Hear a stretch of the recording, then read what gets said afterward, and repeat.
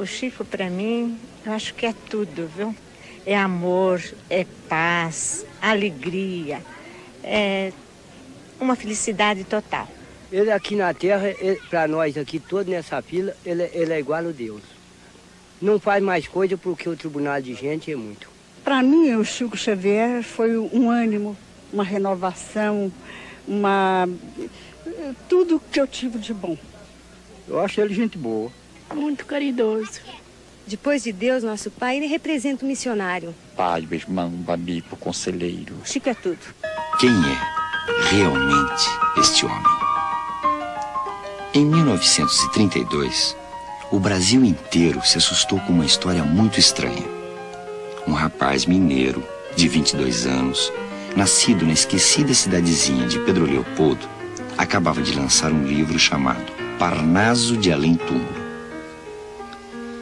Este rapaz, um tal de Francisco Cândido Xavier, só completara, e com muita dificuldade, o curso primário. E, no entanto, nesta sua obra surpreendente, apresentava 259 poemas assinados pelos mais famosos autores da poesia brasileira e portuguesa.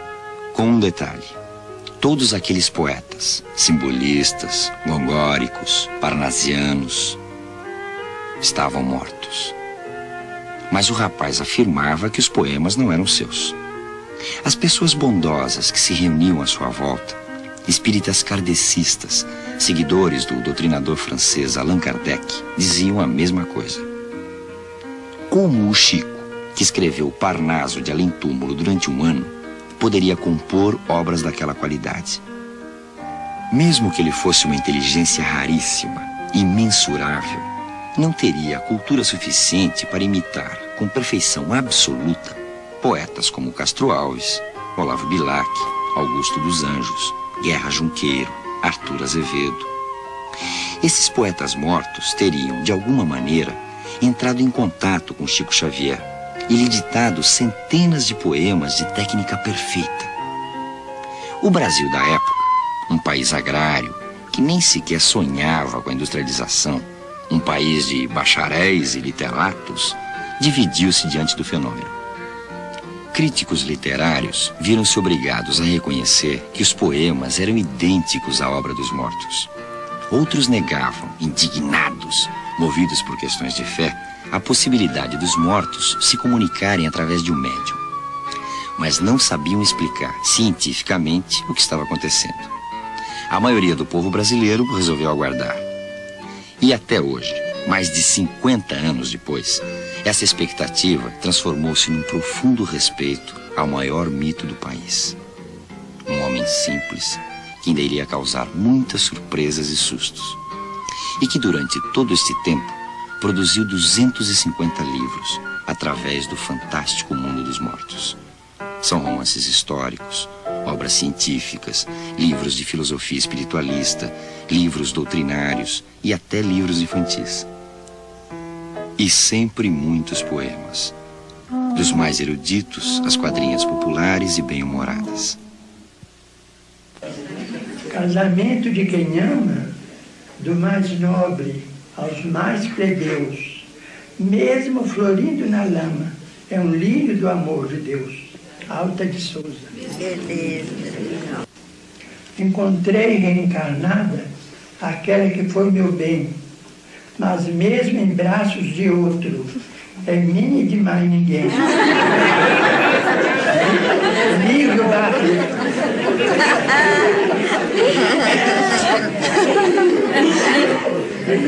A ter de casar no mundo, na afeição assim como é, prefiro ter catapora, sarampo e bicho de pé. Sebastião das Queimadas.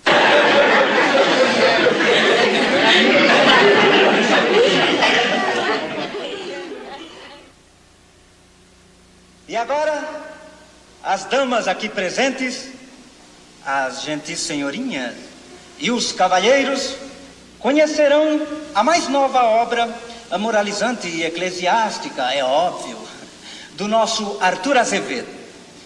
É uma história interessante.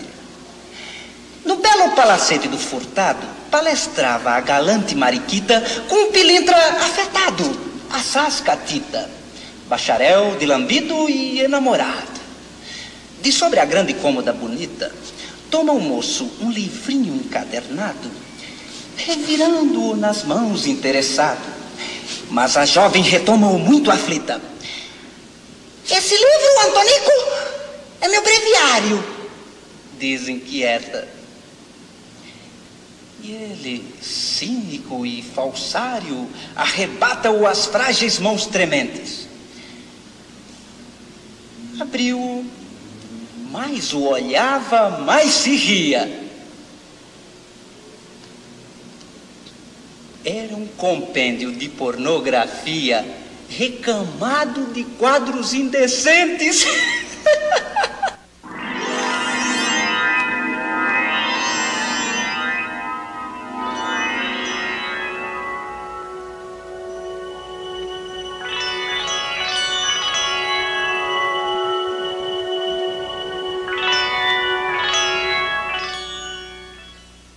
O Palácio de Além Túmulo tem um aspecto paranormal no que tange a diferença entre a cultura do médium que o produziu, especialmente na época em que foi produzida, que ele ainda era muito jovem, e o alcance intelectual de algumas ou de várias poesias que foram psicografadas por ele.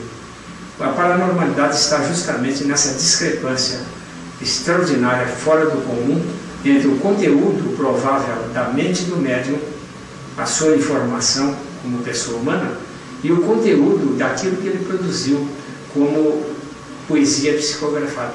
A paranormalidade está exatamente nessa discrepância, nessa tremenda diferença. Nascemos na mesma época, no mesmo ano, moramos na mesma rua. A primeira mensagem psicografada foi a 8 de julho de 1927. E para que ela se tornasse um livro que tenho até aqui presente, o Palácio de Além Túmulo, demorou ainda 5 anos. Ele era um rapaz, um menino diferente dos outros meninos todos. Ele não brincava com outras crianças, né? Só se via, ele gostava só de ajudar o pai dele a trabalhar. Mas naquela época a gente não tinha, assim, que ele fosse alguma coisa diferente, não, né? Porque a gente, quando criança, assim, parece que tudo é igual, né?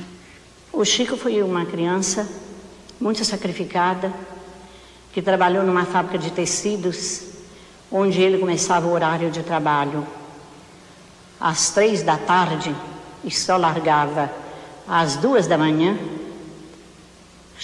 serviço que levou até que provocasse nele uma doença, e ele não teve muito contato com estudos, tanto que, quando ele começou a receber mensagens psicografadas, ele escrevia nomes que ele não conhecia o significado, e para que ele pudesse saber o significado da palavra, se era certa ou errada, ele apelava para o nosso amigo dentista, Maurício Azevedo, que emprestava para ele dicionários onde ele procurava o significado da palavra. E nenhuma possibilidade de outro meio de instrução ele possuía, pois a biblioteca possível de encontrar era em Belo Horizonte. Naquela época ele já dava sinal de alguma coisa, porque a minha mãe contava que o dinheiro que ele ganhava, ele não gastava. E naquela ponte que tem no caminho da fábrica, ele chegava lá e jogava o dinheiro dentro da água e pedia à mãe dele que viesse buscá-lo. Ele era de família muito católica. E ele foi muito católico quando criancinha, muito devoto. A mãe ensinou muito o filho a rezar, a pedir a Deus, a Jesus, a Mãe Santíssima. Então, ele se apelava muito para essas entidades poderosas que o ajudavam. Ele não podia saber o fenômeno que se passava com ele, porque quando criança, com 5 anos, logo após a morte da mãe dele, ele ficou entregue aos cuidados de uma senhora que era madrinha dele.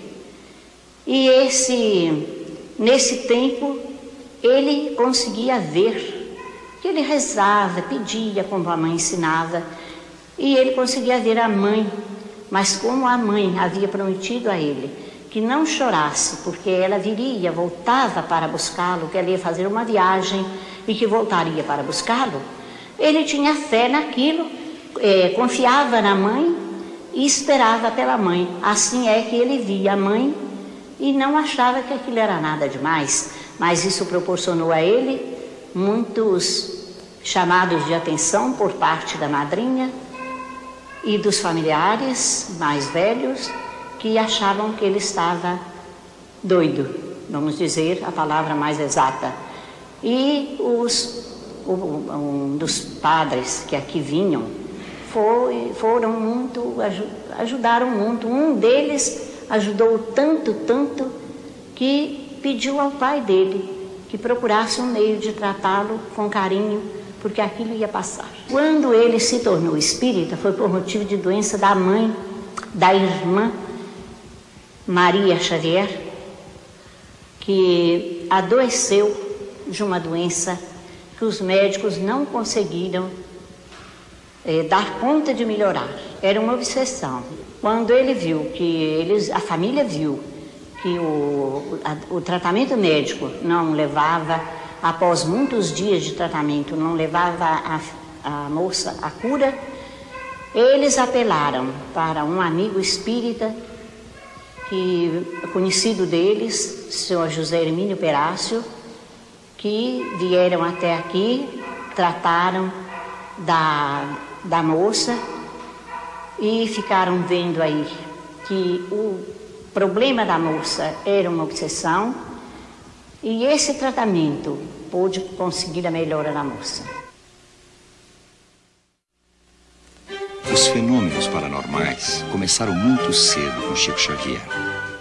Quando ele tinha 4 anos, assistiu uma conversa entre seu pai e sua mãe a respeito de um nascimento prematuro ocorrido numa casa vizinha. O pai, João Cândido, vendedor de bilhetes de loteria, que teve 15 filhos e 2 casamentos, não conseguia entender o fato. Chico interrompeu. Disse: "O senhor, naturalmente, não está informado com respeito ao caso. O que houve foi um problema de nidação inadequada do ovo, de modo que a criança adquiriu posição ectópica." João Cândido se assustou. "O que é isso, Maria?" falou para a mulher. "Esse menino não é nosso. Trocaram ele na igreja quando a gente estava na confissão." Virou-se para a criança. "O que foi que você disse, menino?" Chico lhe respondeu que uma voz lhe mandara falar aquilo. João Cândido continuaria meio desconfiado pelo resto da vida, mesmo porque as vozes jamais iriam parar de dar informações àquela criança esquisita. As vozes lhe ditavam os trabalhos escolares. A professora não sabia o que dizer, além de elogiar o menino. Os colegas riam dele e certa vez o desafiaram a escrever na lousa sobre um tema muito difícil: areia. Todos estavam convencidos de que Chico copiava de algum livro seus trabalhos de redação. Agora seria desmascarado. O garoto escreveu, então, na frente de todos: "Meus filhos, ninguém escarneça da criação. O grão de areia é quase nada, mas parece uma estrela pequenina refletindo o sol de Deus." A esta altura, Chico sentia-se a ponto de enlouquecer completamente. Além de ouvir vozes, via figuras do outro mundo dentro da igreja de Matozinhos, que ele frequentava quase todo dia. Eram seres angelicais que transformavam as hóstias da comunhão em flores luminosas. Essas figuras belíssimas, em cenários de luz irradiada, envolviam grupos de católicos da cidade que haviam morrido há muito tempo, mas que ainda compareciam invisíveis à missa. Invisíveis para todos, menos para Chico. Deslumbrado e assustado com o que via, Chico se confessava e recebia pesadas penitências do padre Sebastião Scarzelli, como rezar 1000 Ave-Marias para deixar de ser mentiroso. Ninguém o ajudava. João Cândido, o pai, tinha problemas mais graves para resolver. Estava viúvo. A mãe de Chico, Dona Maria João de Deus, morreu deixando 9 filhos. Chico foi entregue à madrinha, que o espancava 3 vezes por dia. religiosamente. Sua fama de maluquinho aumentava e irritava as pessoas. É preciso se saiba que meu pai não concordava com as minhas informações sobre vozes que eu ouvia. E o sacerdote que me confessava era um espírito de alta elevação. Ele então me aconselhou a aceitar um emprego aos 10 anos de idade, para que meu pai, impressionado com o que eu dizia, não promovesse a minha entrada no sanatório. Eu me empreguei numa fábrica de tecidos aos 10 de idade. Como trabalhava no meio de muito algodão, o algodão afetou os meus pulmões. Fui ameaçado por uma tuberculose e então fui trabalhar no comércio. Trabalhei 6 anos no empório, onde eu era balconista. E depois, aos 21 anos, eu me tornei funcionário do Ministério da Agricultura, tendo sido aposentado na condição de escriturário. Recebo razoavelmente por mês vencimentos ou proventos que, para mim que não me casei, dão perfeitamente para que eu viva mais ou menos tranquilo, sem desperdício e sem luxo. Mas me sinto muito feliz, porque, ao que me parece, e eu sinto que isso é verdade, a mim, que me reconheço em total desvalia, a mim que não tenho coisa alguma para distribuir, desde que eu não posso distribuir empregos, não distribuo influência, não distribuo dinheiro, eu não tenho recursos para captar a simpatia de ninguém. E recebo da vida uma felicidade muito grande, porque eu me sinto com os melhores amigos do mundo. Acredito perfeitamente na amizade, porque nada tendo para dar, eu tudo recebo de tanta gente que eu não posso desapontar essa gente boa e dizer que eu sou uma pessoa que sofra, porque minhas doenças são naturais depois dos 70 janeiros de idade. São doenças de coronárias, e muita gente aos 60 anos já tem as coronárias comprometidas, de modo que eu não sou um doente especial. Sou um doente que vivo com muita naturalidade, dentro das instruções dos cardiologistas deste mundo e do outro, que as duas medicinas me ajudam muito.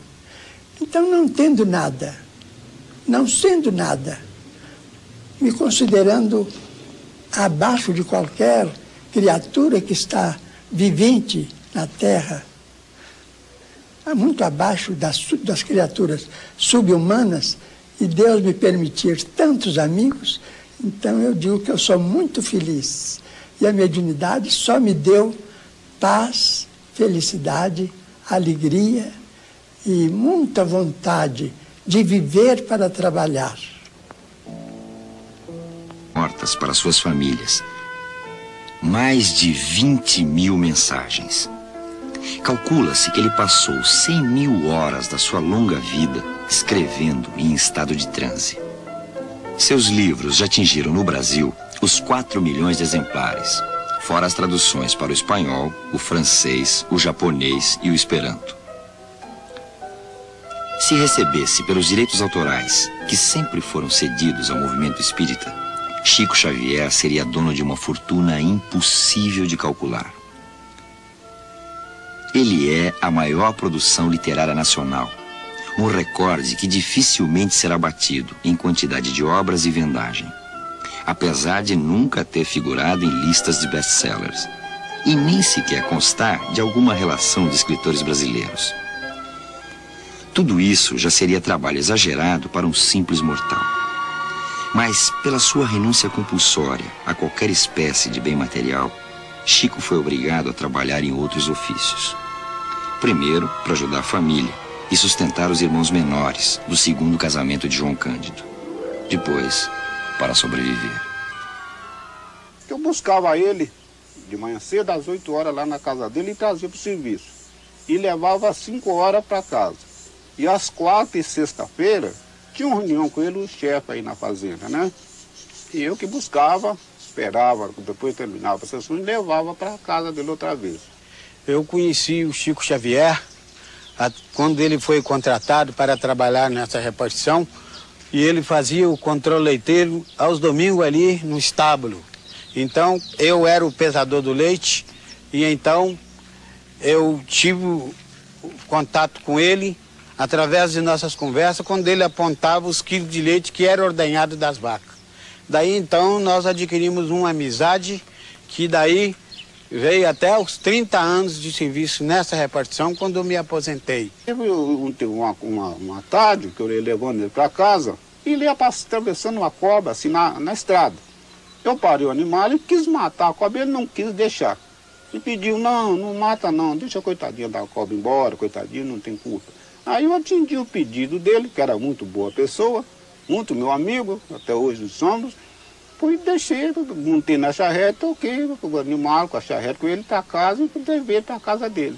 Então ele com seus sapatos desamarrados, sempre de paletó, com aquela conversa tão meiga, ele vinha. E quando passava aqui, ele tinha vontade de pegar no cinto, que ele adorava esse cinto.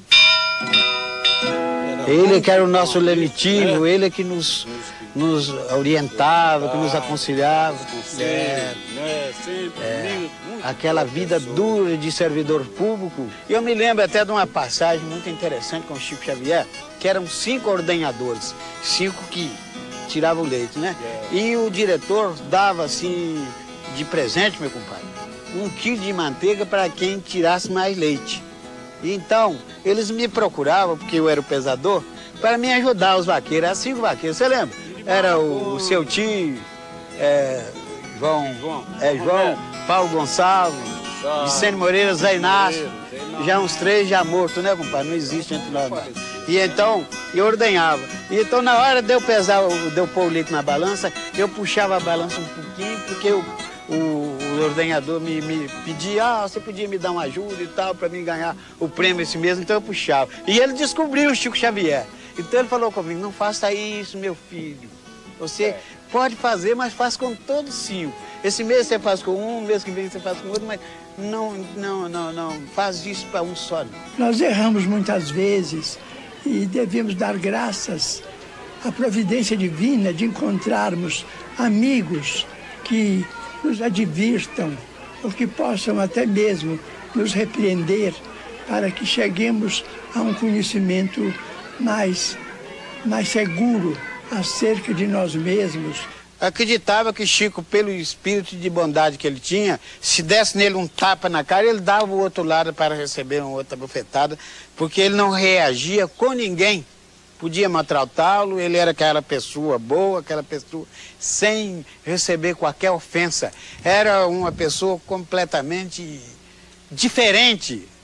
Era um ser humano diferente de todos que eu já conheci até hoje nessa idade que eu estou.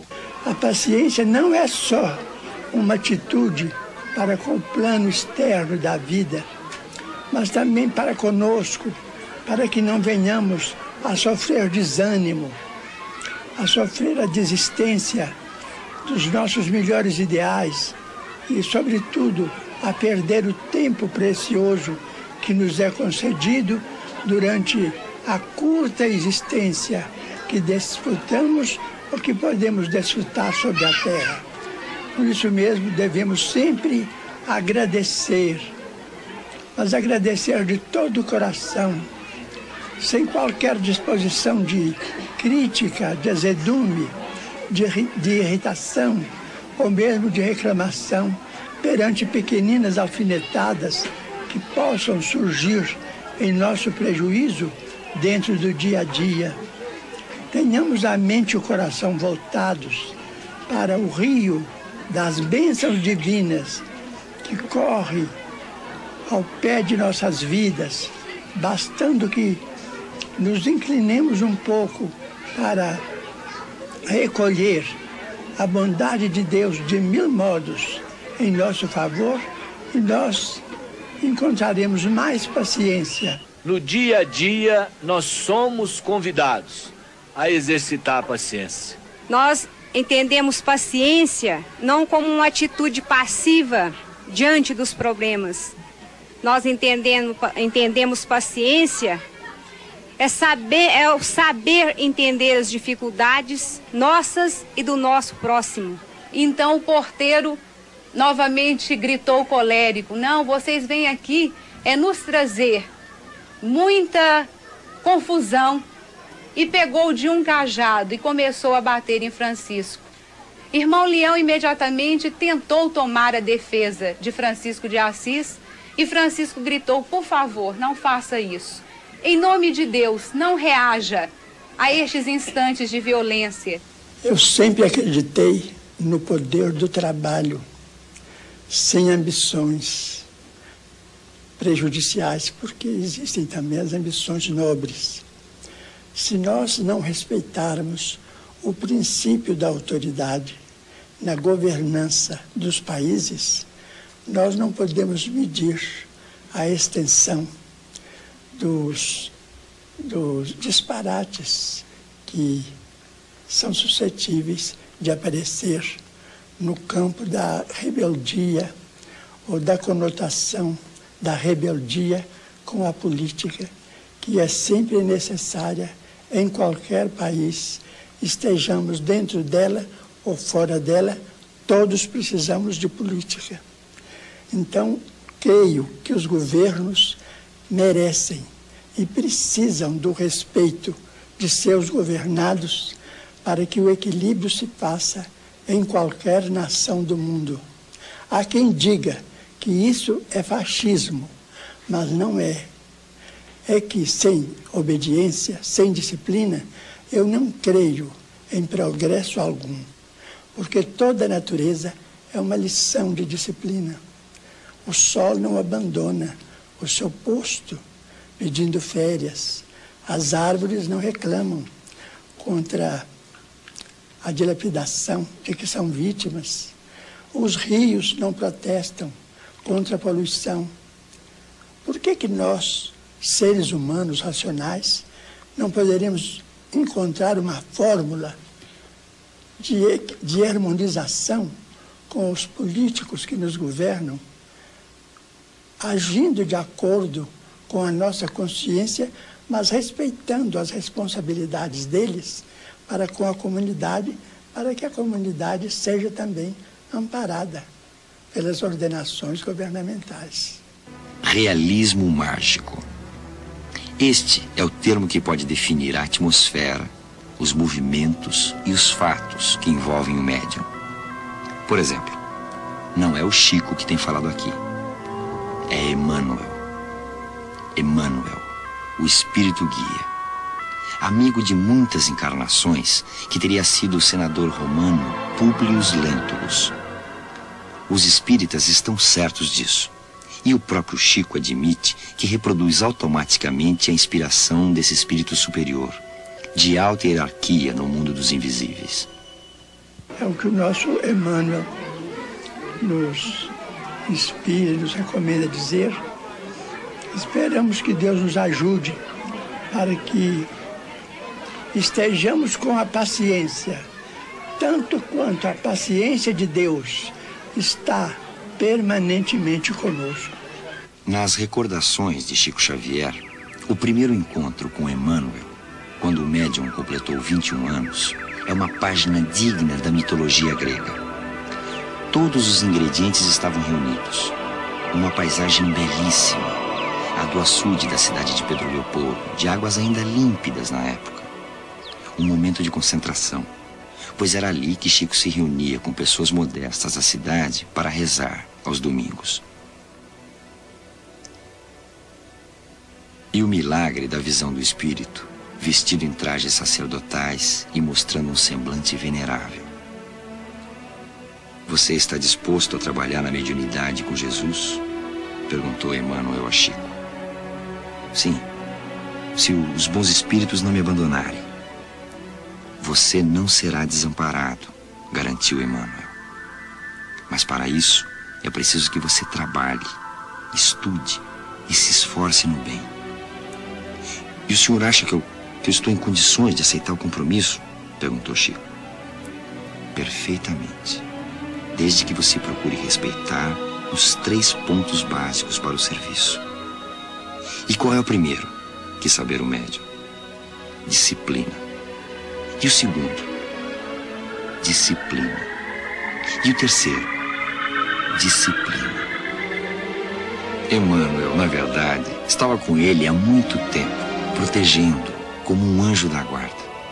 A ele é atribuída a autoria dos textos mais profundos de Chico Xavier. Primeira vez que ele viu Emmanuel de perto, 4 anos depois que ele recebeu psicograficamente, ele pediu ao Chico, Emmanuel pediu ao Chico, que queimasse aquele volume de psicografia. Logo depois que Emmanuel assumiu a liderança, a polêmica sobre Chico Xavier aumentou. Depois de muitas discussões entre espiritualistas e materialistas sobre o aspecto puramente paranormal de Chico Xavier, as dúvidas permanecem as mesmas. Essas discussões vêm há mais de 50 anos. Todos esbarram num ponto fundamental. Como ele consegue citar, para as famílias que o procuram, nomes de parentes mortos, dos quais ele não poderia ter conhecimento? Como ele consegue reproduzir obras de mortos geniais? Alguns que não admitem o espiritismo tentam explicá-lo assim. Chico Xavier tem o dom de ler o consciente, o subconsciente e até o inconsciente das pessoas. No mais, ele é um gênio da imitação. Uma posição equilibrada, no entanto, levará à conclusão de que imitação tem limite, mesmo para gênios. E afirmar que ele lê tão profundamente a complexa intimidade dos seres humanos é dar-lhe um poder maior do que ele próprio admite possuir. É transformá-lo num Deus. A verdade é que não é possível decifrá-lo cientificamente, com o conhecimento atual da humanidade. A discussão vira um problema de fé. Há os espíritas, para quem os fenômenos são normais, e há os que não aceitam, mas também não explicam. A hipótese da sua loucura, uma espécie de paranoia ainda não catalogada oficialmente, esbarra nos mesmos problemas. O médium nunca se opôs à pesquisa dos fenômenos que lhe ocorrem.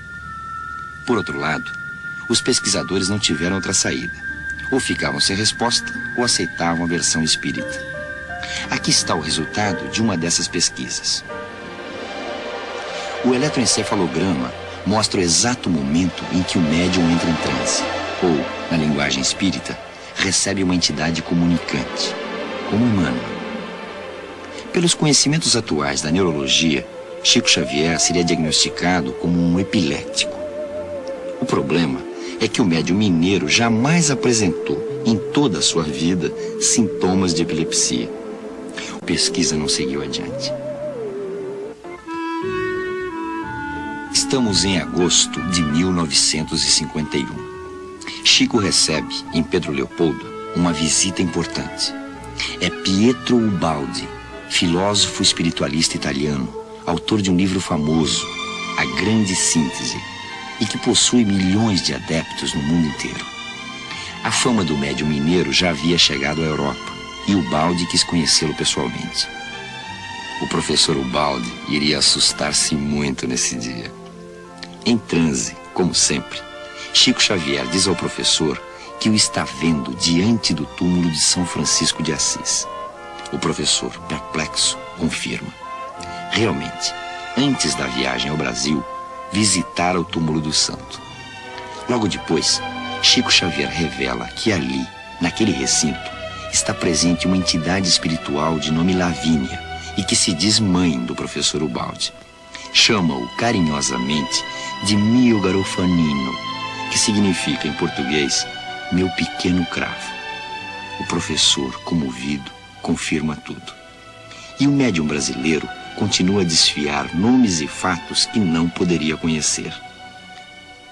O susto maior foi quando, segundo Chico, aproximou-se um ser invisível dizendo chamar-se Maria e que havia sido irmã do filósofo italiano. Ubaldi sentiu-se mal. Realmente havia uma irmã de nome Maria, Maria Ubaldi Paparelli, mas que estava viva na Itália. Todos os presentes à reunião pensaram no pior. Mas a própria entidade, sempre através de Chico Xavier, esclareceu ao professor que ela fora também sua irmã, mas que deixara a terra quando Pietro ainda era uma criança. Aí, o famoso espiritualista confirmou. Ele já não se lembrava desse fato. Foi emoção demais para Pietro Baldi e para todos os presentes. E não poderia haver local mais apropriado para tantas provas da sobrevivência da alma, ou da mente, como os espiritualistas modernos preferem definir. Aliás, essas novas concepções sobre alma e mente mudam radicalmente o conceito de extraterrestre. De minha parte, considerando a existência das entidades espirituais desencarnadas, sinto que elas são também seres extraterrestres.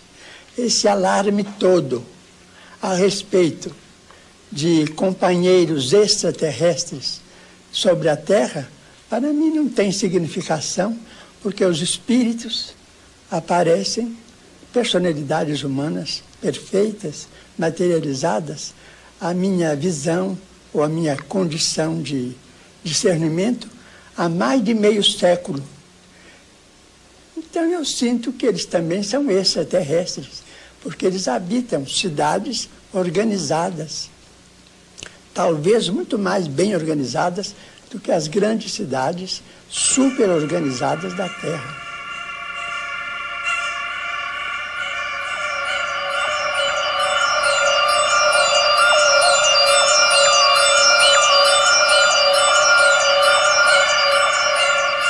Chico Xavier passou toda a sua vida convencendo os céticos e materialistas que a aventura da vida não termina com a morte do corpo. E como se não bastassem as provas literárias da psicografia e dos mortos que, através dele, conversam com os vivos, o estranho mineiro e seus assessores etéreos resolveram materializar suas provas. Algumas foram fotografadas. Esta mulher chama-se Ana e foi materializada em Pedro Leopoldo em 1954, numa das sessões dirigidas por Chico. Esta e outras fotos estão no livro Materializações Luminosas, escrito por um delegado de polícia, Rafael Américo Ranieri. O médium que está fornecendo o ectoplasma, substância sutil que molda a figura do espírito, foi o mais completo médium de efeitos que já surgiu no Brasil. Um homem modesto, chamado Francisco Lins Peixoto, o Peixotinho. A materialização, o espírito se condensa, ele adquire uma condensação, de modo que ele apareça, é ele mesmo, diretamente. Agora, usa o material que é do médium e uma parte dos assistentes, é o que se chama de ectoplasma. O ectoplasma é a matéria que todos nós temos, e o médium tem maior quantidade. Então o espírito se apropria dessa matéria e forma o seu organismo e vem conversar com a gente. No caso do Peixotinho, por exemplo, os espíritos apareciam iluminados. Iluminavam um salão de 25 metros quadrados, escuro, ficava completa claridade. Desde que surgiu, no século passado, na França, o espiritismo é violentado por grupos de charlatães ilusionistas que se aproveitam da possibilidade dos fenômenos para ganhar dinheiro. Mas destas fotos, nenhum espírita duvida. Simplesmente porque foram atestadas por Chico Xavier em pessoa, de próprio punho e assinando embaixo. Os estudiosos do fenômeno chamam atenção para os detalhes da formação destes corpos fantásticos, como a cabeça de um espírito conhecido apenas como Pinheiros. No começo da materialização, a cabeça de Pinheiros está do tamanho de uma cabeça de bebê, porém com os traços de adulto que ele tinha em vida, na época em que se despediu deste planeta. Tem uns 3 anos, eu conversei com o Chico, da possibilidade de ele realizar alguns trabalhos de materialização, porque ele não quer aparecer nesse campo, porque Emmanuel proibiu o Chico de realizar materializações.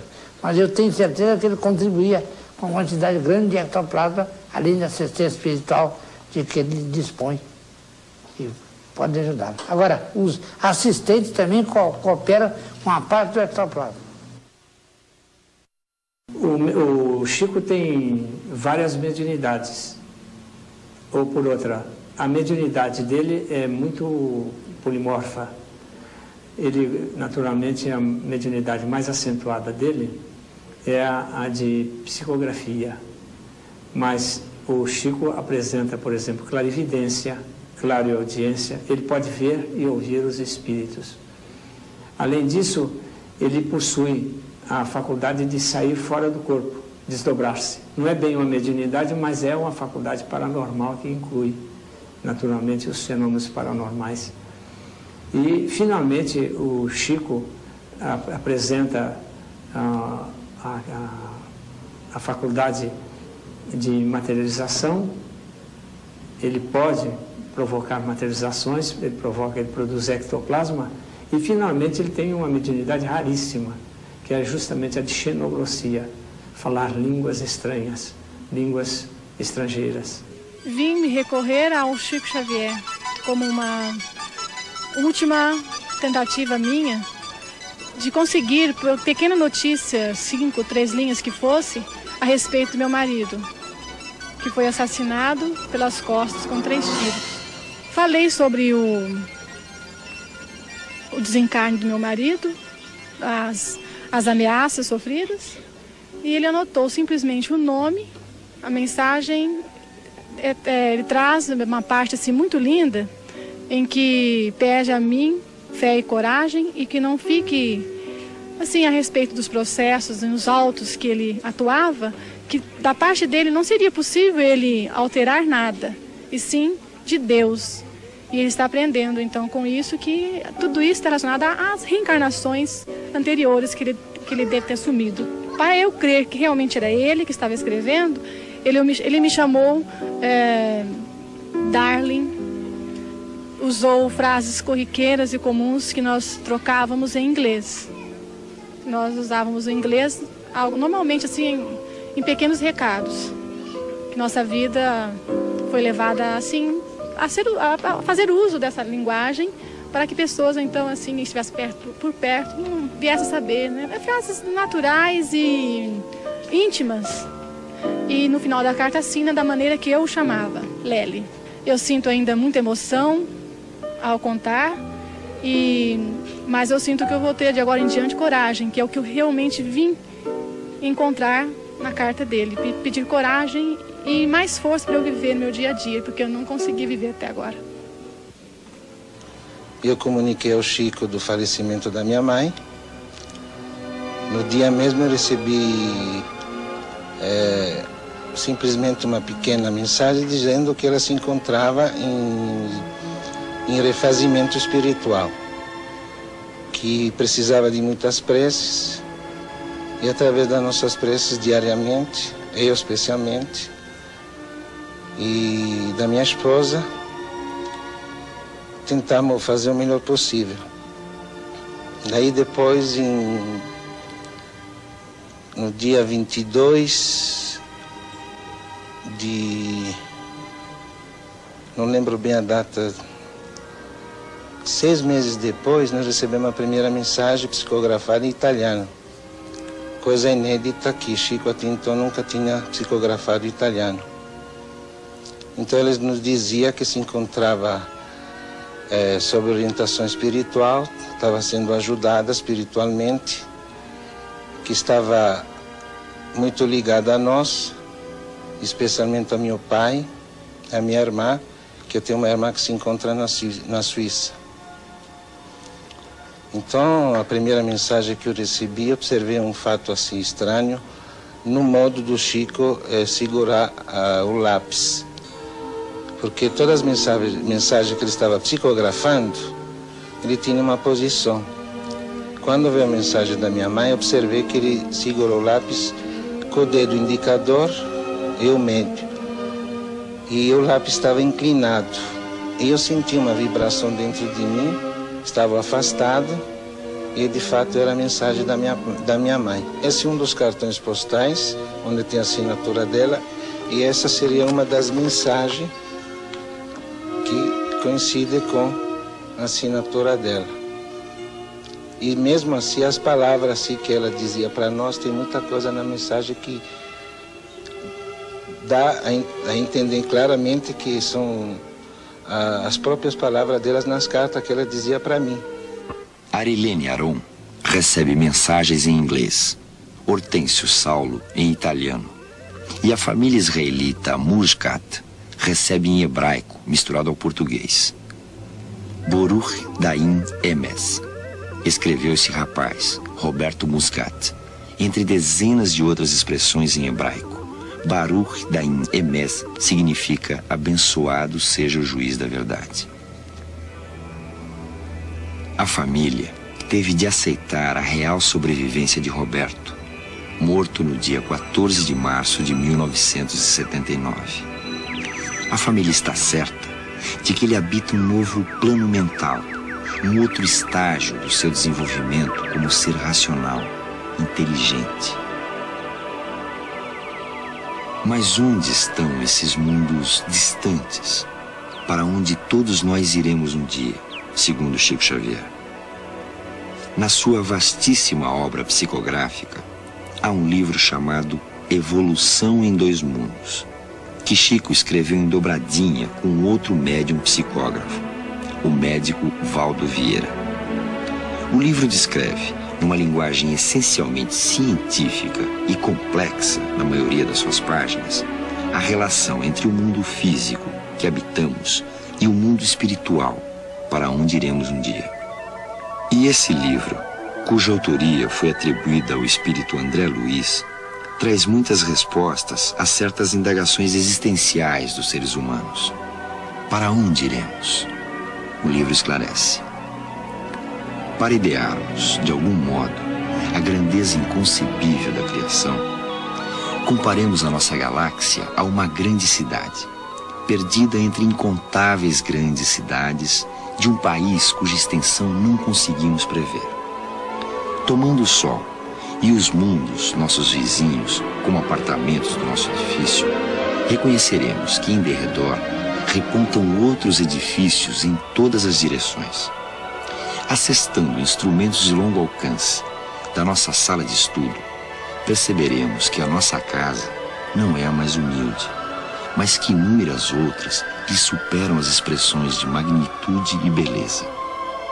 Aprendemos que, além da nossa edificação, salientam-se palácios e arranha-céus como Betelgeuse, no distrito de Órion, Canopus, na região do navio, Arcturus, no conjunto do Boieiro, Antares, no centro de Escorpião, e outras muitas residências senhoriais, imponentes e belas, exibindo uma glória perante a qual todos os nossos valores se apagariam. Por processos ópticos, verificamos que a nossa cidade apresenta uma forma espiralada e que a onda de rádio, avançando com a velocidade da luz, gasta 1000 séculos terrenos para percorrer-lhe o diâmetro. Nela, surpreenderemos milhões de lares, nas mais diversas dimensões e feitios. Instituídos de há muito, recém-organizados, envelhecidos ou em vias de instalação, nos quais a vida e a experiência enxameiam vitoriosas. Também na área científica, o suave mineiro de curso primário teria muita coisa a revelar. A poesia de Chico Xavier contém algumas antecipações, não técnicas no sentido lato da palavra, mas antecipações em que se veem claramente proposições da física moderna. É um fenômeno paranormal, porque os conteúdos da mente do Chico, em absoluto, não podem, de forma alguma, terem equivalência daqueles conteúdos científicos que aparecem nas suas obras.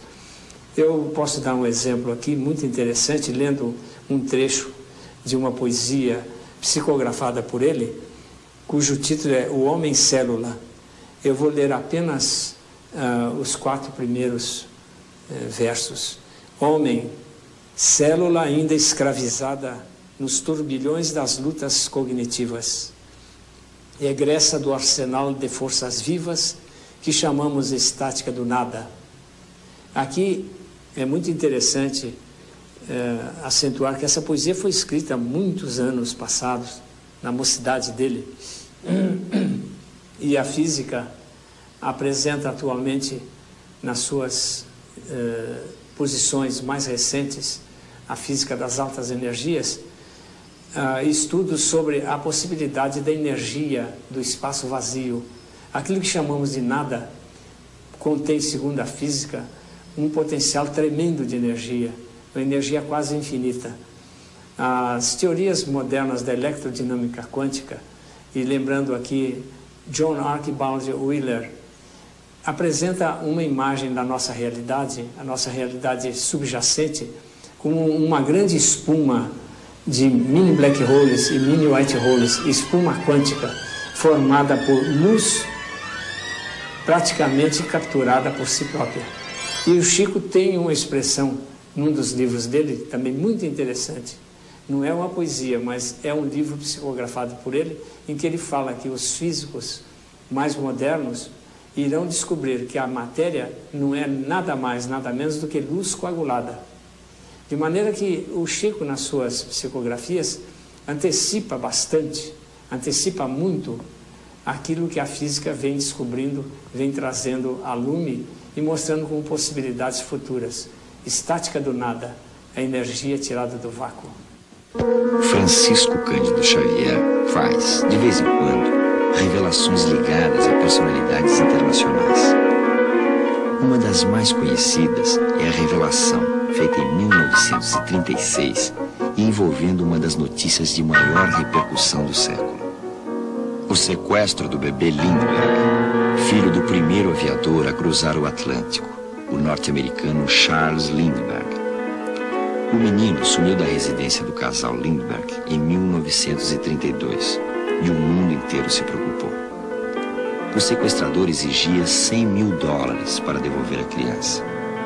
Mas as negociações não deram certo e dias depois, o corpo de um bebê foi encontrado morto e identificado como o filho de Lindbergh. A polícia e a opinião pública, revoltadas, logo encontraram um acusado.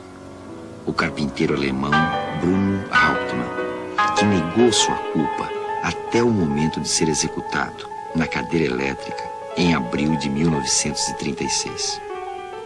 No livro Palavras do Infinito, psicografando o escritor Humberto de Campos, Chico Xavier afirmava que Bruno Hauptmann era inocente. Quase meio século depois, em 1981, surgia esse homem, Kenneth Kevin, afirmando ser o filho de Lindbergh e exigindo reconhecimento público. Foi instalado um processo judicial contra o estado de Nova Jersey.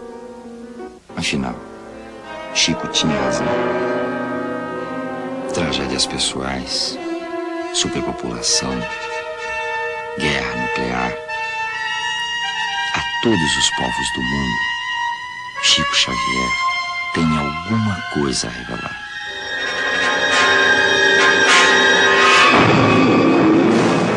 Nos impressionamos com o número dos habitantes da Terra, mas sim com a disposição daqueles que governam os países supercivilizados ou supercultos.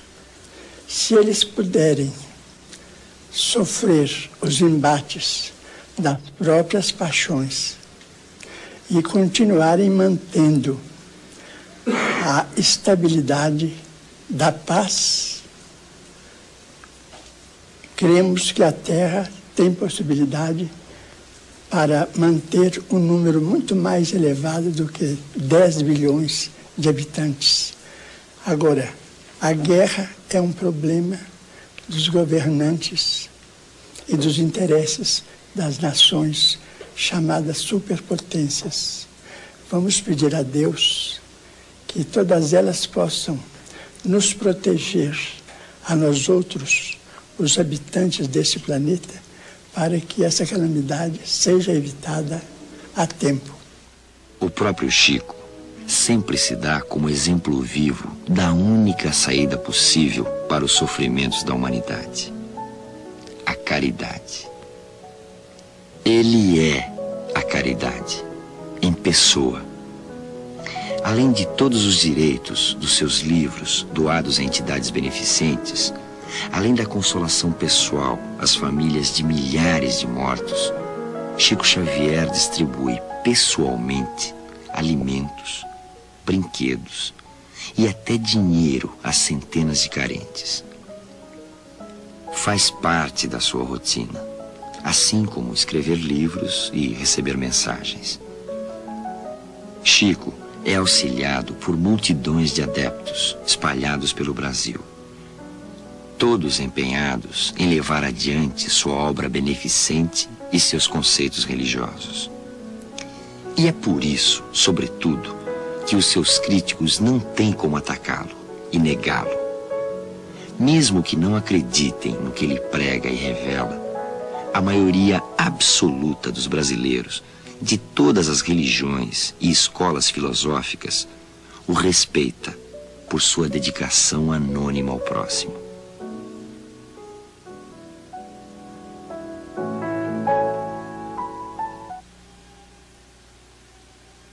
Para nós, a doutrina espírita é a revivescência do cristianismo primitivo.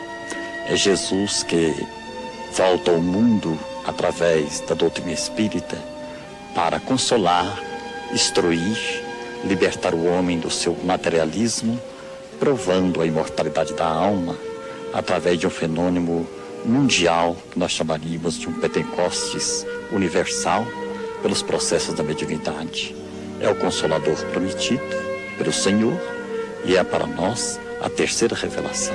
Creio que a criatura justa e caridosa, a bem dizer, quase que não precisa de um rótulo religioso, porque ela já está em afinidade com as leis universais do bem eterno. Agora, todas as criaturas professando a doutrina espírita, seria uma pretensão muito grande de nós outros, os espíritas, se estivéssemos com essa lembrança infeliz, porque comunidades existem profundamente diversas umas das outras, com rituais, com princípios, até mesmo com dogmas e determinadas ordenações que separam os crentes uns dos outros, uma separação suposta, porque no fim todos chegaremos aos mesmos resultados, que é a vitória do bem.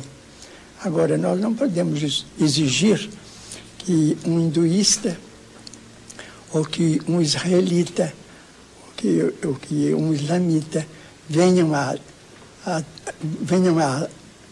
ter a obrigação de acreditar como nós acreditamos. Absolutamente. Agora, o Espiritismo será, sem dúvida, uma legião de criaturas que tiveram coragem de se desvencilhar de muitos tabus, de muitas ilusões, de muitos enganos, de natureza religiosa mesmo, embora o nosso respeito por todas as religiões, e que estão procurando o caminho mais fácil de viver e de conviver neste mundo com a poda de todos os conflitos e atritos que possamos evitar para sermos felizes. Somos uma minoria muito mini. Eu tenho muita afinidade com Chico Xavier e tenho, assim, muita penetração junto a ele. E assim eu consigo levar as mães que perdem os filhos, que geralmente quase que uma infinidade delas já foram comigo lá e receberam mensagem. Mas eu continuo no trabalho. Trabalho para a caridade, faço. A gente faz aquilo que pode. Mas a minha meta, eu sempre digo, a gente era uma família muito feliz. Eu tenho 3 filhas maravilhosas, tenho um marido, tenho uma vida social mais ou menos bem. Sabe, se o Augusto não tivesse partido, eu não estaria nisto. Só voltei a este trabalho, a esta caridade toda, porque foi a perda dele. Esta mulher, Yolanda César é uma das muitas pessoas ricas que acabaram se dedicando à assistência social após receber uma mensagem através de Chico Xavier. O médium nunca faz distinção entre ricos e pobres, mas lembra sempre que a responsabilidade dos ricos é muito maior e que a aplicação das suas fortunas lhes será cobrada do outro lado da vida. Yolanda recebeu do filho, Augusto, dezenas de mensagens publicadas em vários livros do médium. Augusto acabou se transformando numa espécie de secretário espiritual de Chico Xavier nos recados aos mais jovens. Nesses recados, mais um fenômeno da psicografia. Chico recebe em gíria, como neste trecho. Se você entrou em fria e sacou a jogada, não deixa a cuca fundida, põe atenção uriçada no trabalho e mande a bola pra frente. Se você tomou algum catiripapo, larga aquela bronca, ofereça maleme ao casca de ferida e fique na sua, mandando aquela brasa.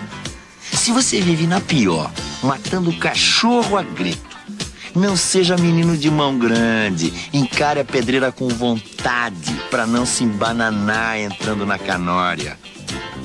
Se a peça fina se mandou para longe de você, não busque encher a cara, nem procure a erva mágica. Faça sempre mais força e fature sucesso.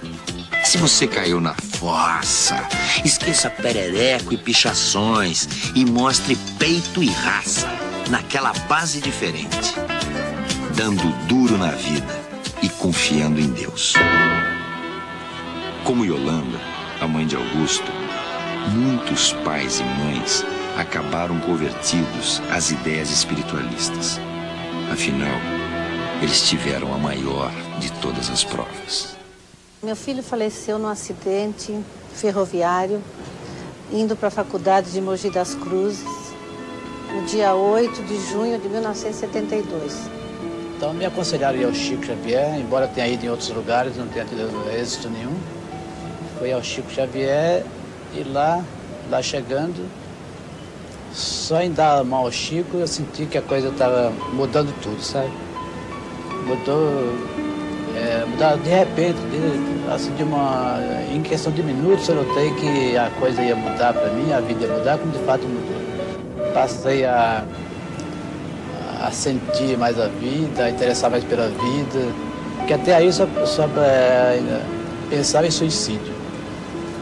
Da casa do meu sogro no cemitério eram 2 quarteirões, eu ia no cemitério 2 vezes por dia. Então, eu pensava só em suicídio. Daí, quando eu fui ao Chico, nunca mais pensei nisso. Só pensei em melhorar e progredir. E comecei a trabalhar. E hoje estou dentro da sociedade, do meu trabalho, normalmente. Graças ao Chico, graças a Deus. Meu filho conta que ele continua estudando e que ele fará com as mãos dele o que o pai queria, com as mãos do pai, o que o pai queria que ele fizesse aqui. Quando ele tinha 8 anos de idade, mais ou menos, eu chamei ele assim, perto de mim e disse: Zé Roberto, eu queria que você fosse médico para cuidar das crianças necessitadas, mas sem cobrar. Apenas para cuidar das crianças que eu vi morrer a mim, e você vai cuidar sem cobrar nada.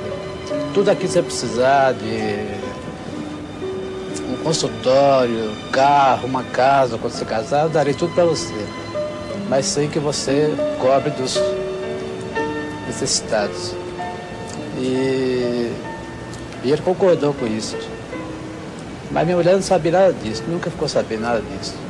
E quando ela trouxe a mensagem de Uberaba, que ela leu esse trecho, aí eu achei que realmente o Chico é autêntico. Tenho aprendido nesse tempo todo que a mensagem é um fator de informação segura para reconforto e condução espiritual da criatura dentro do seu próprio lar ou dentro do seu grupo social.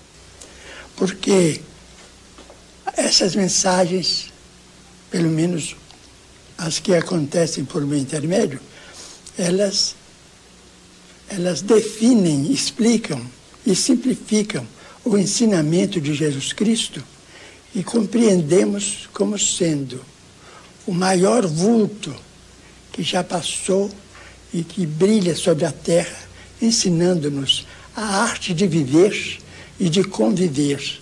E essas mensagens nos ajudam, de todo modo, a evitarmos as calamidades individuais, como sejam o suicídio, o homicídio, o desânimo, a irritação, o ciúme, a intolerância, a intransigência. São males que nós, às vezes, não recenseamos, mas que nos perturbam profundamente a vida. E essas mensagens nos vacinam contra esses males íntimos. Eu perdi meu filho num acidente de automóvel. Ele estava sozinho no carro dele e o ônibus entrou no carro dele.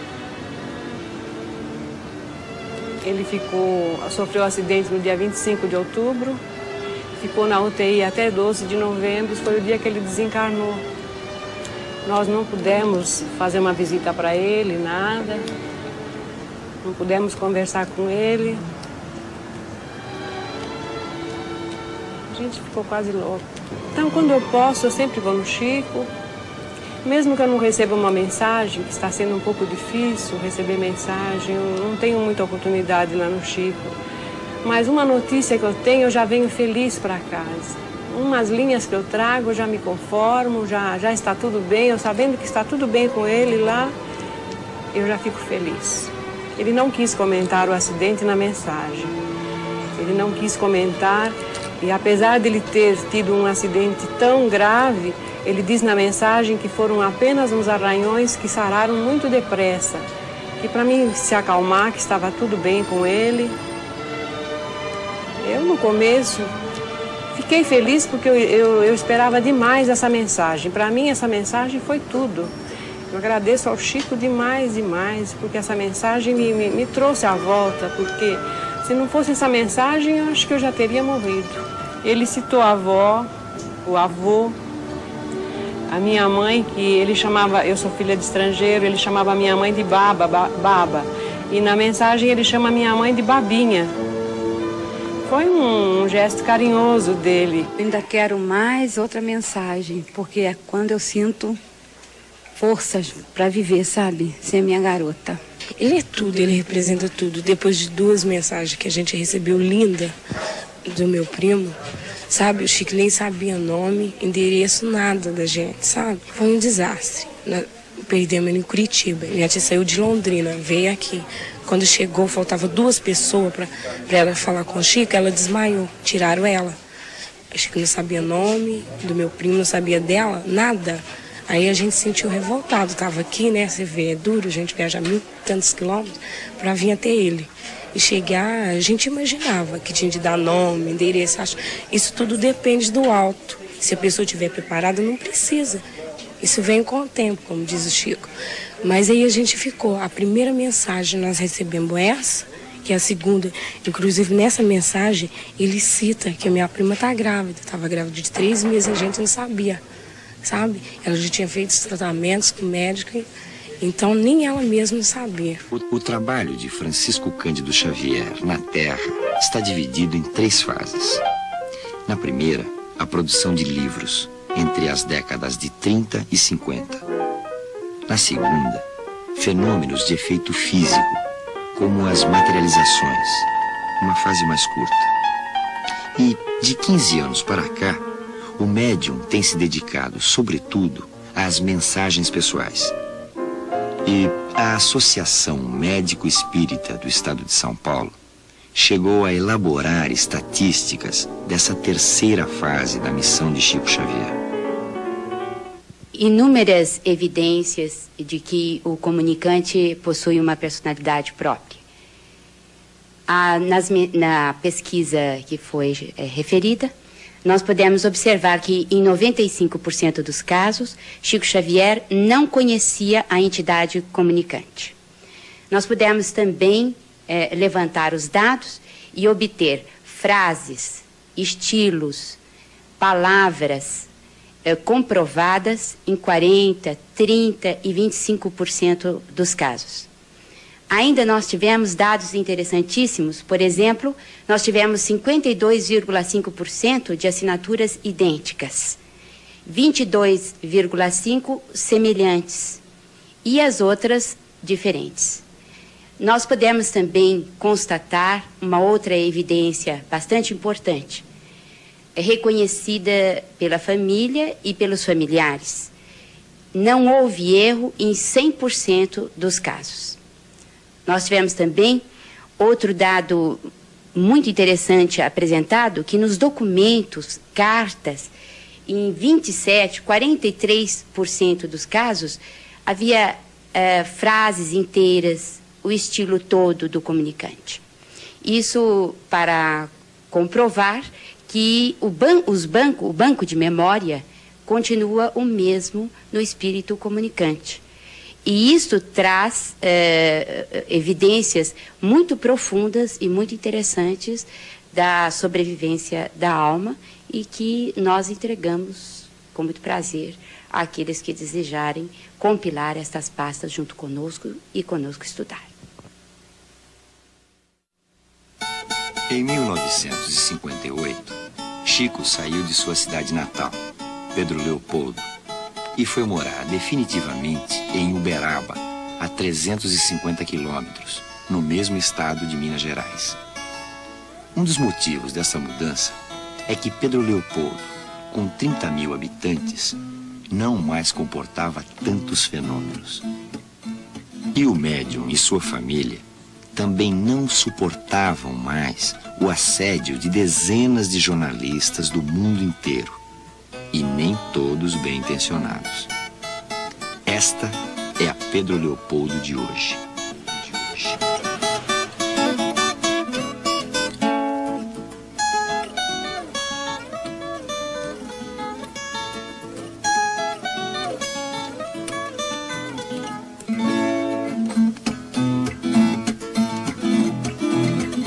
Cidade alegre, preocupada com as novidades dos grandes centros.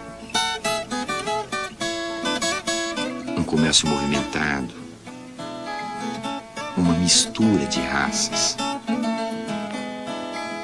O próprio Chico Xavier, aliás, é o brasileiro puro. Os traços somados do europeu, do negro e do índio brasileiro. Cidade que vive da indústria têxtil e da fabricação de cimento. Todos têm saudade de Chico Xavier. Sobretudo o comércio, que sentiu muito o sumiço de milhares de turistas fiéis de Chico. O médium, no entanto, deixou a sua marca na cidade. A marca mais característica, a caridade. Hoje, o Centro Espírita Luiz Gonzaga, onde Chico Xavier se formou no kardecismo e desenvolveu sua mediunidade, é mantido por José de Paulo Virgílio, um amigo de muitos anos. A mesma história. Os amigos invisíveis do médium salvaram José de Paulo Virgílio de uma gangrena. E daí... Aí me levaram para o hospital, o médico olhou e falou assim, olha, isso aqui é um caso muito sério de cirurgia, porque partiu o osso e todo o tutano do osso saiu. Puseram atadura e me levaram para casa. Quando foi no outro dia, estava tudo azul o pé. E o médico chegou, olhou outra vez e falou assim, olha, a senhora tem que dar a resposta hoje porque está um assunto perigoso, está em um assunto de engranguena. Tem que cortar o pé. A minha senhora não admitiu. Falou, o que eu quero fazer com um homem aleijado? A vida tão difícil como nós estamos. Então ela disse assim, eu disse para ela assim, ó, o Chico passa aí na porta todo dia para ir para a fazenda. Cercar ele, pede ele para olhar, para me olhar. Então ela cercou ele, virou para ela, falou assim, minha filha, eu estou atrasado. Mas você fala com o Zé Paulo, que eu vou rezar. Daqui até chegar no serviço eu vou orar para ele. Mas amanhã eu prometo de passar aí. Então naquele dia, naquela hora, eu deitado, a cama era unida na janela da rua, a charrete parou, ele desceu ele com a mesma quantidade, com aquela papelada. Ele não entrou lá dentro. Ele chegou da janela, me olhou lá na cama, conversou um pouco comigo e virou e falou assim: olha, meu filho, Deus é muito grande. Você vai sentir que a presença dos amigos maiores vai te ajudar e você vai vencer isso. Naquela noite, eu dormi bem, pude alimentar e o pé desinchou um pouco. O médico voltou para saber a decisão. Minha senhora falou assim: ó, doutor, não vamos mais, eu não quero que opere o pé do meu marido. Não quero que opere o pé do meu marido. Então, o médico foi, olhou e disse assim: ué, por que a senhora pôs que o pé desinchou? Não está mais azul. A infecção baniu.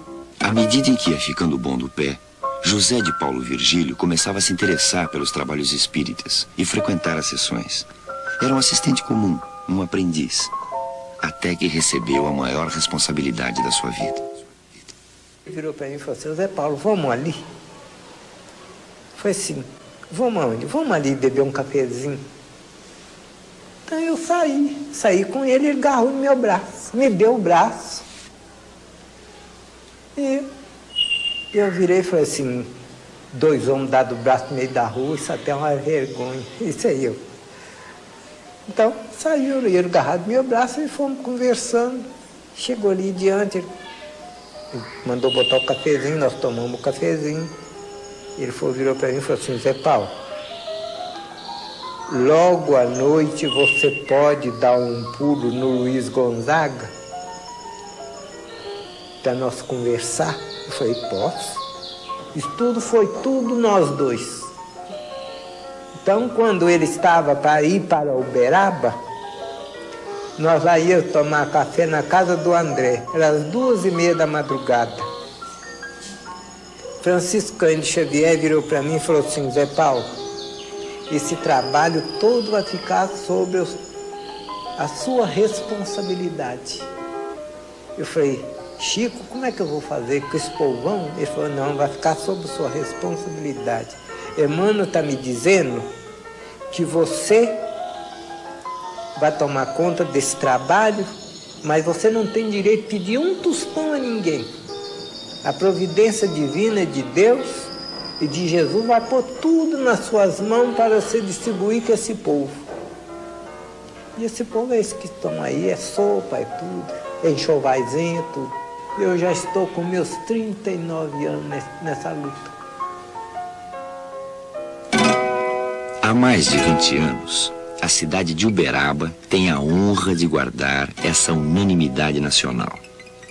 Uberaba, cidade famosa no Brasil pela sua criação de zebu, possui 200 mil habitantes e uma infraestrutura suficiente para receber todos os que procuram um médium. São milhares de pessoas que viajam, às vezes milhares de quilômetros, sempre à espera de uma mensagem de um morto querido, ou de pelo menos uma palavra de consolo. É um privilégio conseguir um lugar dentro da pequena casa transformada em sede do grupo Espírita da Prece. Esse movimento acontece todas as sextas-feiras e sábados, quando se realizam as sessões públicas. E quando Chico Xavier surge, faz-se um silêncio emocionado. A sua figura não é apenas carismática. A sua presença provoca uma emoção indefinível. E é aí que se compreende a sua indicação, em 1980, ao Prêmio Nobel da Paz.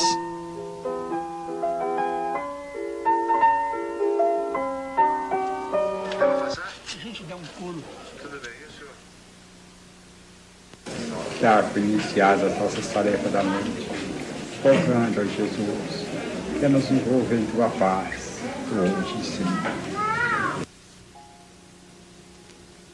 A mesa do Centro Espírita da Prece está tomada por médiuns. Alguns psicógrafos, como Chico. Durante alguns minutos, a mesa e a assistência, dentro e fora da sala, permanecem em silêncio e oração. O médium vai se concentrando. Todos esperam um momento em que ele pega no lápis para receber as mensagens. É o momento exato do maior fenômeno de psicografia de todos os tempos.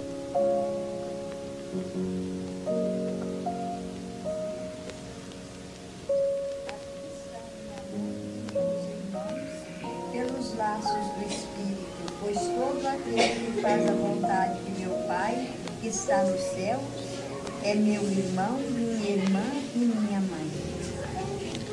De O Livro dos Espíritos, página 330. Limite do trabalho, repouso. A pergunta 682. Sendo uma necessidade para todo aquele que trabalha, o repouso não é também uma lei da natureza? Sem dúvida, o repouso serve para a reparação das forças do corpo e também é necessário para dar um pouco mais de liberdade à inteligência, a fim de que se eleve acima da matéria. E assim, amados irmãos, iniciando as nossas tarefas da noite,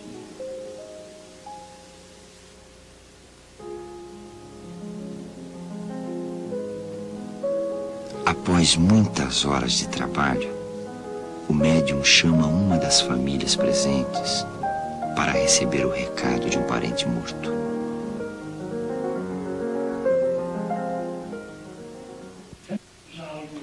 Desorientados, indagando por quê, a luta tem sido grande para enxugar-lhes o pranto e venho pedir-lhes coragem e fé, coragem e fé em Deus.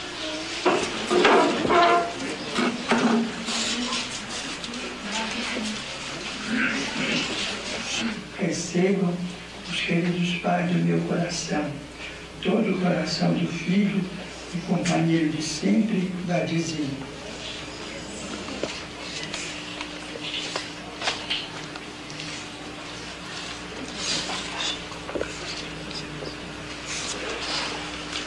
Chico, Deus do Pai, e as minhas orações, Deus sempre conosco.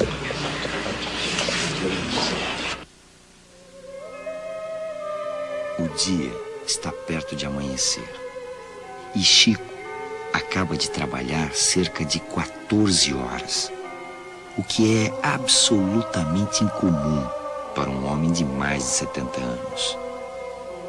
Ele entrou quase carregado na sessão. Entre outras doenças, sofre de uma angina que o impede de falar muito. Pois Chico Xavier, após todo esse tempo, parece remoçado, falando alto, brincando com os presentes, contando piadas e causos, como todo mineiro do interior. É um verdadeiro milagre, físico e visível. No final da sessão do Grupo Espírita da Prece, explode toda essa alegria. Todas estas pessoas receberam o maior dos presentes, a alegria de viver. Mas, muito mais que isso, elas estão convencidas de que a morte é vida. E quem não se convence ao receber o recado de uma mãe, de um filho, de uma pessoa querida, citando nomes e fatos só conhecidos na mais total intimidade. Quem não se convence que depois do fim do corpo há um futuro além do espaço, do tempo, das galáxias, um futuro que a nossa pobre mente não consegue conceber, mesmo que recorra à fantasia. Para esse mundo fantástico que Chico Xavier nos revela, o bebê está vindo cumprir uma missão a que ele próprio se propôs, ou que lhe foi imposta do outro lado da consciência. Do ponto de vista do espírito, da mente liberta, a vida é uma espécie de morte. A vida, tal como a conhecemos materialmente, não passa de um claustro, uma prisão. A consciência subjugada por um corpo mortal, limitado. Uma pena que temos de cumprir para que consigamos progredir e nos aperfeiçoar para a verdadeira vida. Mas, para atingir a felicidade total do espírito liberto, há algumas regras. Uma delas é a de que temos de esperar pacientemente que o nosso ciclo na Terra se acabe, naturalmente, quando Deus nos chamar. Para Chico Xavier e o Espiritismo, o inferno não é eterno, mas ele desabará sobre todo aquele que tentar romper o equilíbrio entre Deus e a natureza. O maior castigo que alguém pode se dar é cometer o suicídio. E a regra fundamental para que se atinja a felicidade futura está contida numa única palavra: amor. Olha, se eu fosse alguém, se eu tivesse influência, se eu pudesse realizar alguma coisa em benefício da comunidade, e se eu tivesse a menor autoridade para fazer isto, eu apenas repetiria para mim mesmo e para todos os nossos irmãos em humanidade, de todas as terras e de todos os idiomas, aquelas palavras de nosso Senhor Jesus Cristo: amai-vos uns aos outros como eu vos amei. Porque amor com esquecimento de si mesmo. Porque amor nada pedindo para si. O amai-vos uns aos outros foi superado pelo amai-vos uns aos outros como eu vos amei. Amar alguém ou alguma causa sem pedir nada, sem esperar o pagamento nem mesmo da compreensão da inteligência do próximo, então é trabalhar por uma humanidade mais feliz, por um mundo melhor, pela extinção das guerras e pelo incentivo do progresso em bases morais convenientes para que nós todos estejamos no melhor lugar possível, que possamos ocupar no campo da vida humana, servindo ao Pai, ao Criador, a nosso Senhor Jesus Cristo e a todos os princípios cristãos, ou mesmo aos princípios mais nobres de outras religiões, para que, com o respeito mútuo, possamos vencer todas as barreiras e amar como o amor deve ser consagrado entre nós. Isto é, amor sem recompensa, porque todo amor que é possessivo, infelizmente, ainda é um amor muito parente, de grande parentesco com o amor dos animais. O que é o Chico Xavier para a senhora? É um grande homem não entendo.